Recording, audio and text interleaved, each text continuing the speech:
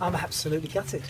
I thought we were very good today, very, very good, considering the two players that come out of the team. And I think it was a performance, everything I'm looking for in a performance other than a finish at the end. Obviously I'm disappointed with the goal that's struck from distance.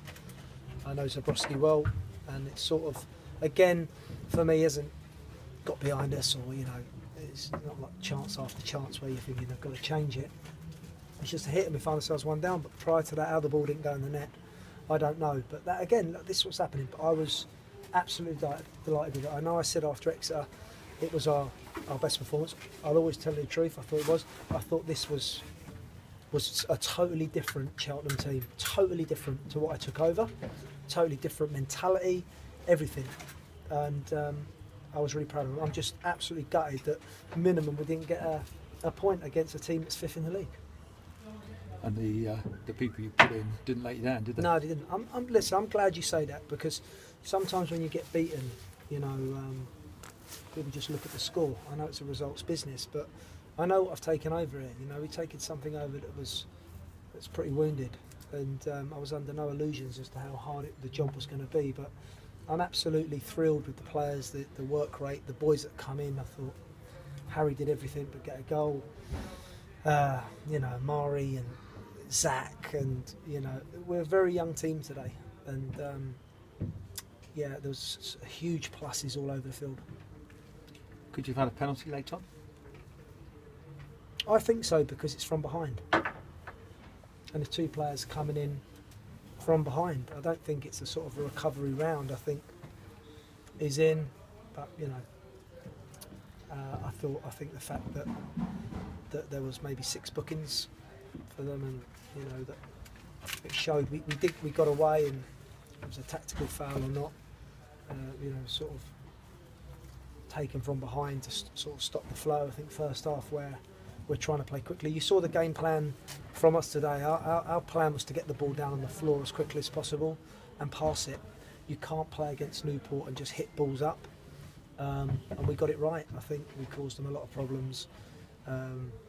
And I don't think you would have said, and this is no disrespect to Newport, I don't think you'd have said they're 5th and we're sort of 18th, wherever we are. There was no gulf in the two sides. It was you saw a really fit Cheltenham team that moved the ball well on the floor. What you didn't see was a finish, but we were so close at times.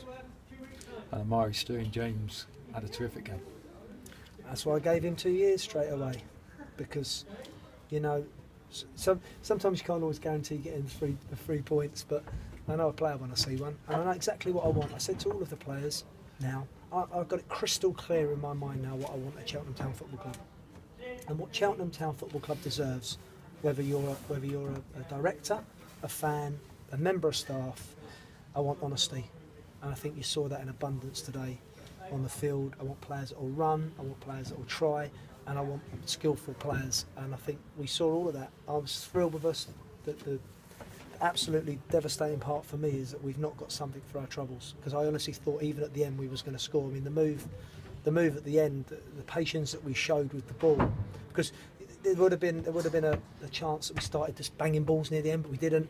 We played right to the very end, the way we should be playing, and on another day we win the game. Some surprise amongst them with our listeners and texters that when you made a change, you opted to bring on Bobby Dale ahead of Byron Harris. And what was the thinking behind that? I think when I come into the club, I have to be honest to all the players. Okay, I see the players every day.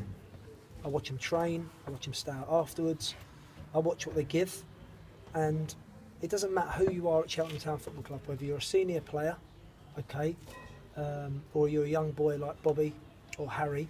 If you're doing it on the training field, okay, and you know, I see that, you're going to have a chance of playing at Cheltenham Town. End of. That's the way it is. It's the way it should be, and it's the way it's going to be. So, the boys that got on today, it's on merit, and that's the way I want to work here. You've sorted out one problem then. Only 1 goal a game now, but only 3 goals scored. What are the plans to try and sort that out? Well, obviously I couldn't do anything while the window was shut, could I? So it was a case of working with the group of players. I think now is a time where I can look at maybe adding to the squad, because we need to. I think if you look today, Um, we had a youth player on the bench, and it's very, very young. But I'm quite enthused by it. I've got to be honest. I'm enthused by what I'm seeing, and I'm going to add, or need to add, but it'll be to support the boys that are going to be part of this. The new start at Cheltenham, because it is a new start. It's a fresh start. It's a brand new start. It was in need of attention. Everything that I've seen at the club has needed to improve, and I think we've made big improvements. And unless you weren't at the game, you wouldn't have seen those improvements. You'd only see a 1-0 scoreline. But we've taken it forward since I've been here. Now it's maybe a time to add 1 or 2 fresh faces to help us on our way. January is a big month in terms of playing sides around you. How soon do you think you'll be able to add players to the squad? Well, it's a case of adding the right players. All right, so we've set a mentality at the club now, a healthy mentality, a mentality where you've seen players like Harry, Bobby, Zach, Amari, getting a chance, and it's important that I add to it carefully, and that any senior pro that I bring in, and this is now medium and long term, is willing to help the younger players. All right, so that's the type of player that I'm looking for. If it's an older player, I don't just want a selfish player that's going to come into Cheltenham and come in and do his bit and get off. I want more. I want value for money. So I'm going to tread carefully. It's not going to be easy to attract the right type of player. I have got some people in mind, and hopeful with enough good contacts in the game, and certainly other coaches who know how we want to play, which you saw today. You saw a team that was very reflective of me, and Rob and the staff will help us in giving us a couple of players. Of course, the transfer window also means that potentially players could leave the club. You've already decided Rafa De Vita is not going to have his contract extended. Jason Taylor on the transfer list. Might there be other people go? Possibly, but it wouldn't be fair to me to mention that before I speak to any players. So I'll have a good think tonight.